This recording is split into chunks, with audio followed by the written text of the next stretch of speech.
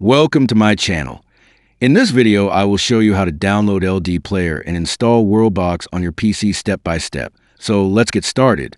First, open your browser and go to the search bar, type LD Player and press enter. Now you will see the first official website. Click on it. Once the website opens, click on the download button and wait for the file to download. After the download is complete, open the file and click. Now LD Player will start installing on your system. So just wait until the installation is finished. Once it's done, you'll see the LD Player icon on your desktop. Click on it to open the emulator. After it opens, go to System Apps and then click on Play Store. Now in the Play Store search bar, type WorldBox and press enter.